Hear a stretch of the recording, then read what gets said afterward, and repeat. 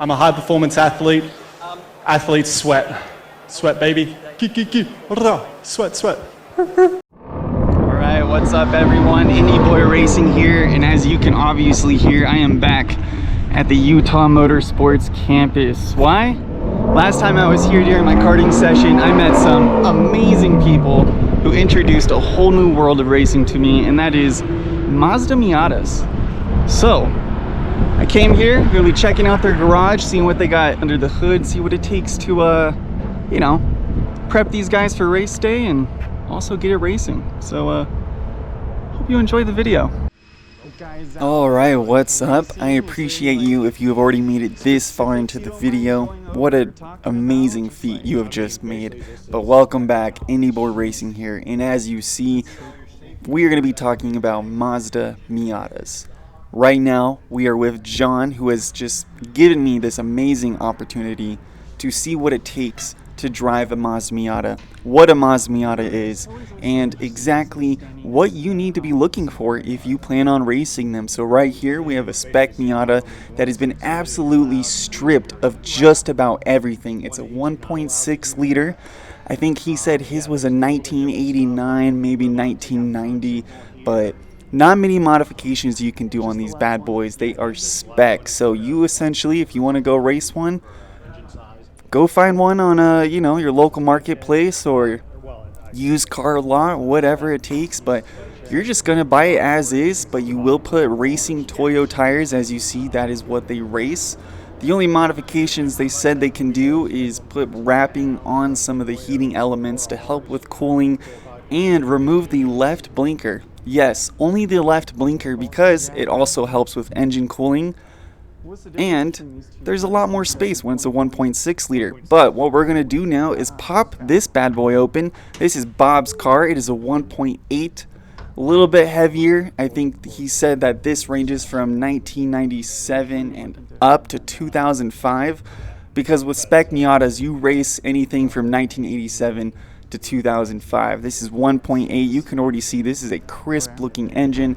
It has had some work done on it, some modifications to definitely help with that horsepower. And I was talking with Bob, and he was saying he pushes about 150 horsepower on a good day. He's kind of afraid to get it up on the dyno and see what it can really do. But these are spec Miatas.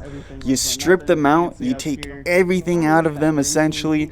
You need to add safety equipment, so a roll cage, you know, racing suspension, anti-roll bar, you know, like I said, some elements to help with the engine and cooling, maybe take out some things to help with that. But really what you got going here is just spec and stock, you know, and these are manual cars, so you will be needing to learn a clutch and shifting those gears and learning to get in a rhythm and timing with it. And right here, what you see, that is a cool suit. That little cooler right there, what you do with that guy, because I was like, what is this, you know? This is like, what is this, an emergency thing? But essentially what you do is you fill it up with ice and water, hook it up to this nice shirt right here, and while you're driving, that's going to be pumping cooling water through you, because these cars get up to about 125, 130 degrees inside on a hot summer's day when you're pushing the limits. So you definitely want your cooling shirt. Here I am, getting inside. Thank God I am a, what does the kids say these days? A short king? I'm 5'10". I'm a little guy, you know? I got small legs, small hands, small arms. I'm a little guy, you know? And I can fit in this bad boy easily. But I'm just pushing the limits. If I was 5'11", this would be uncomfortable. But as you see, here are the mirrors. And I would say they were really difficult to see out of. So your head constantly needs to be on a swivel. You can see the safety roll cage inside. And as you see, this is a bare minimum, bare bones car. There's nothing in here. He has taken everything out to make this car as light as possible. And as you can see, I'm just staring at the wheel, and he's like, hey, you want to drive? So I hand him the GoPro. Here I am looking for the key. He's telling me, please tell me you can drive a manual. I'm like, yeah, don't worry. That is how I learned to drive a car. So he's clearing some space because, I mean, like I said, me and John maybe known each other for 2 days. Met him while I was go-karting. And then he's like, hey, you want to check out Mazda Miatas? And I was like, yeah, sure thing, man. He's like, all right, hop in. Here we go. So as you see, I'm kind of getting a feel for it. I'm nervous. I am shaking at this point because this man has given me this chance right here to sit in a race car. And that is what I'm doing. I'm sitting inside. I'm backing up. I got my head on his swivel because he's put, like they said, in a race season, they spent about $10,000 plus on these cars in some consumable parts, any damages, you know, gas, tires, stuff like that. And right here I'm saying the brake pedal is so small. So essentially, I didn't really use the brake pedal. I would just coast, put in the clutch, and that would help me turn because the brake pedal really, they have a method of doing that. I was talking with Sarah, the other driver here, and she said, sorry, took a sip of water there, talking too much. But she said what they do, they get a method of, you kind of cock your foot, your right foot, this weird angle. So you're using that for both your foot and the gas, and then your left foot's just on the clutch. So that way you can get in a rhythm and really just kind of get this rocking motion with your foot, your right foot, to get those quick speeds with the gas, the brake, and then your left foot just worries about the clutch. But as I'm driving this car, I'm getting a feel for it, which is absolutely essential when you're actually there on the track. These cars have no power steering, so you really gotta muscle them, get a feel for that rhythm, and get that timing down, because even though, as I will mention here in a little bit, they have amazing grip, you need to find the proper speed and timing with these little guys, because they may have great downforce, you still gotta fight them. With these cars, they said they have amazing handling, amazing grip, and if you've watched my ride-along video, you can definitely see that these cars, not once did I ever feel like understeer or the rear end losing it, because I mean I was with a seasoned veteran car driver, but these cars, they can handle what you throw at them. They're nice, low to the ground, have amazing downforce. Little Miatas, you know, the Japanese were smart and onto something when they popped these bad boys out. So here I am parking it back into the garage because they need to get ready to prep for their race. So that's what we're about to go talk about, is how to exactly prep for a spec Miata race. And Sarah will bring up this nice little motto she's got, a nice little slogan where she's like, to go. You need to think about your torque, air pressure, gasoline, and oil. So those are all the things you need to look at. So you see here we got Bob on the left, John on the left, Bob on the right, wearing his cooling suit that I was talking about. The blue lines are essentially where the water goes through to help keep you cool. John, he's been in his fire protection all day, but what they're saying here is that you want to keep the car at minimal weight. They burn a gallon every 10 minutes. A stint or a race is 30 minutes, so you want to put 2.5, 3 gallons. And Bob's here, you know, if you actually do want to go fast, I put just about 2 gallons and then try and conserve and manage my gasoline. You know, how I push, how I'm putting my foot on the throttle. And that is where, you know, you keep that car light, especially he's in a slightly heavier car, 1.8 liters, so he definitely needs to manage his speed and weight in the car when he's going up against these 1.6 liters, slightly lighter cars. We saw John here torquing the lug nuts on his tires there to make sure everything is safe. And right now, John is discussing some accidents he's been in. So I broke a right front ball joint one time going through a corner. So it just heard like a loud pop, and it's like, oh, I don't have it just anything. snapped. Yeah, contact is very frowned upon. If you do have contact, you gotta go turn in a contact form. They'll actually assign you points for the season.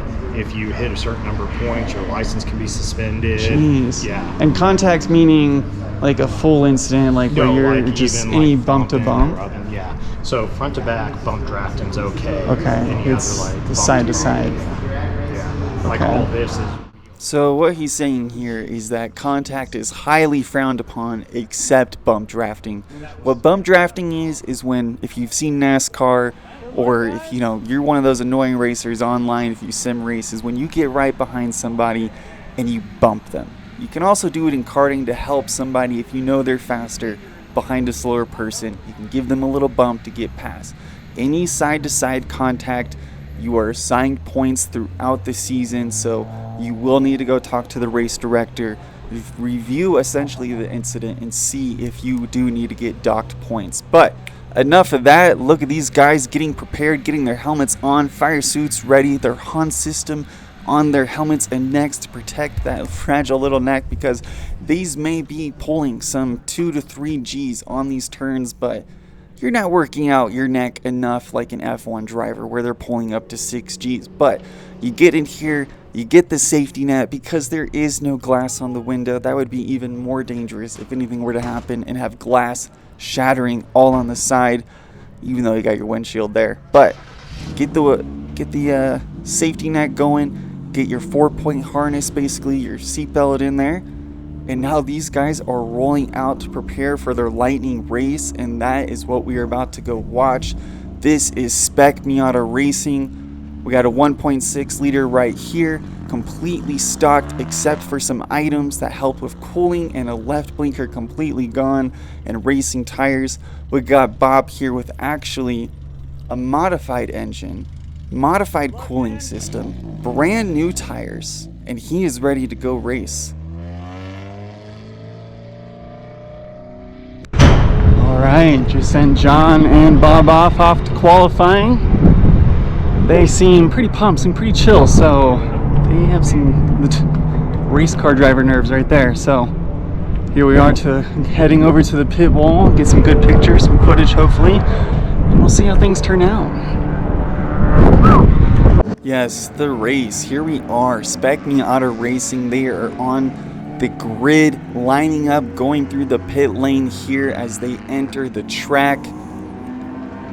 We see our guy John, number 7, the black Miata, and just slightly behind him is Bob and number 15. They are getting ready for their race. They have already done qualifying.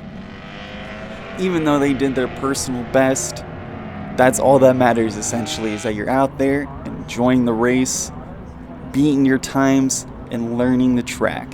It's really a good time. That's really what the motorsports community is all about. It's just, you go there, you just put life away, you talk cars, you talk racing, strategy, and here we are, flying down the straight, side by side. Whoo, this is Spec Miata Racing, everybody. As you see, they are piled up, trying to push through, coming into the first turn. You're about to see some smoke and gravel get thrown up in the air as they apply those brakes real hard, late braking. No contact was made, but you can see John and Bob side by side there in the back as we see these top 3 really taking off. But as we go throughout this race, I do not have the best camera or lens. I still have stock lens, so I'm not going to be able to zoom in that far, but back there are the attitudes. I could have been able to get back there, but by the time I would have, the race would have been over because it was quite a walk. But the attitudes are the curves and S's back there that drop and great decline. Come up through here, back onto the straight. You see now John and Bob side by side. They're going to fight it out back here into this first turn. And already you can see Bob's getting some understeer, taking the turn way too wide. John is going to stick and stay his ground as he floats out. Bob hits the gravel, almost swinging in front of 2 cars, losing it. And I'm going to be honest, that is going to be the end of Bob's race, because after the race I talked with him and he said he just completely lost it after that. He was facing understeer, and that is essentially where your front tires have no grip, and no matter how hard you try to turn, your car wants to take you into the wall. It doesn't want to turn. It's like skating on ice. It's no fun. Like when you have understeer, you can fight the car a bit there, have some fun with it, maybe drift. You will lose some time, but understeer is just a pain. It's no fun at all.